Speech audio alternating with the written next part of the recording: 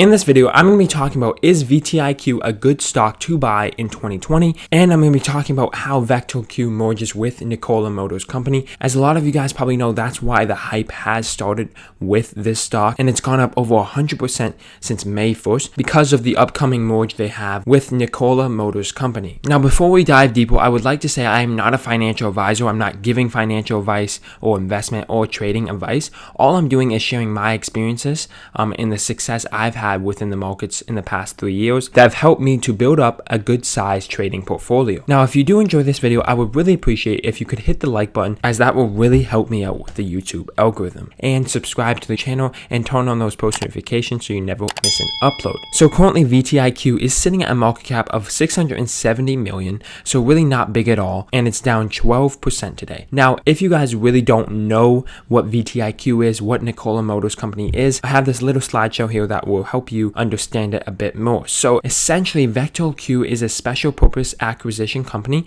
led by former General Motors vice chairman, and in June it is expected to complete a merger with privately held Nikola Motors. So what is Nikola Motors Company? Well, they are the leaders in the race to build electric zero-emission semi-trucks. Many people believe that Nikola Motors will become Tesla's main competitors, at least in the electric truck department. Their first trucks have racked up a lot of pre-orders and will launch in 2021. And this is a really good thing because a lot of the new innovative companies within the automotive space don't actually have real products yet that are coming onto the market, but Nikola Motors does, and they also have a battery that they're in the process of making, and everything goes right, it will be more powerful than Tesla's, which is definitely a benefit for Nikola Motors Company, and I could see it being a huge factor in their stock growth. So hopefully that gives you a little bit better understanding of what is VTIQ and what is Nikola Motors Company, as I didn't really go in depth. However, I think I gave you enough info that you can get a pretty good idea of what Nikola Motors Company is trying to accomplish and why VectoQ is actually taking control of them.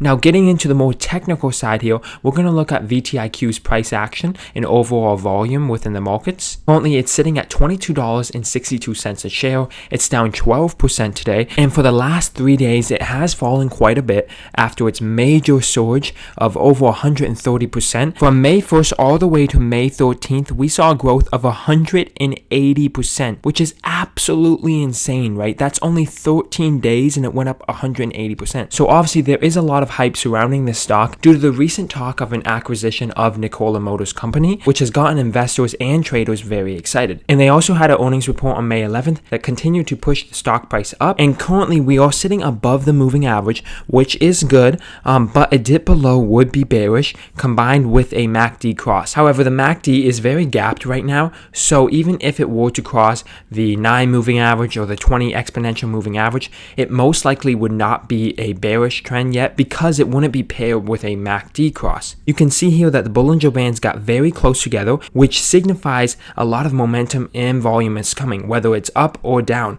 But when we saw it combined with a moving average plus a MACD cross around April 23rd to May 6th, that was a very, very bullish sign. And obviously we saw a massive spike because of that, and due to the really good news that came out with the stock. Because if that news didn't come out, it's very possible that that Bollinger Band tightening actually could have led to a major downfall, especially combined with everything else that's going on in the markets. Luckily, that didn't happen, and so far we're sitting pretty good as long as this stays above the moving average and get past some of the resistance around the $30 to $34 range, as that would be very bullish. If we could get past that and close above it, that would signify that this incredible bounce could actually lead into an uptrend and not just be something that was created off hype or news, right? Because as traders, it is important to look at news and look at what's going on within the fundamentals of a company, but if technical analysis and charts are telling you that something is going to happen within the markets, whether it's bearish or bullish, 70% of the time it's probably still going to happen no matter what the company is doing within its business. So that is my take on VTIQ's current stock price.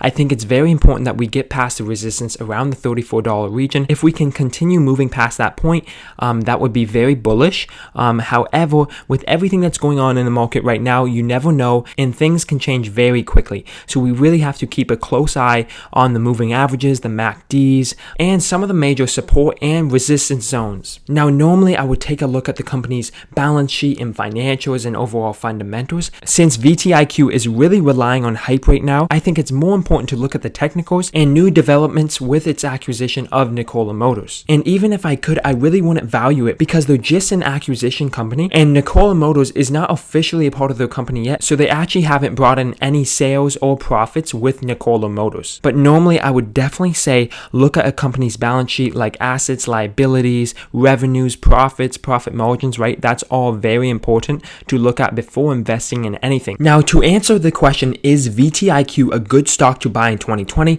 Well, I would say that any stock could be a good stock to buy depending on what the technicals look like and the fundamentals, as that is truly the key to predicting a company's or stock's success in the future. So at the moment, I would say no, be patient, don't get FOMO, wait and see if this is actually a bull trend, or are we just experiencing a quick bounce because of the recent news. Now, if you would like to buy or sell thousands of stocks and ETFs completely commission free, you can do so using Wealthsimple Trade, which is a free app on iOS or Android. Now, for Canadians out there, this is pretty much the only option to buy and sell stocks completely commission free, as every other broker will charge you fees for every trade that you make. Now, if you're on the US, I'm sure you already have options like Robinhood or Webull where you can trade stocks for free, but I recommend you try out Wealthsimple because it is a new and very easy to use platform. If you do want to sign up, please use my link below, and if you sign up through that link and you deposit over $100, you will receive $5 for free, and I will also get $5 for free. So it's a win-win scenario, and it really helps support the channel and keep me motivated to keep pumping out awesome content for you guys. Also, you can follow my Instagram at JacksonSummers111. I post all types of motivational and inspiring content there that I think you'll really enjoy. So thank you all for watching. I hope you enjoyed. Have a great day and peace.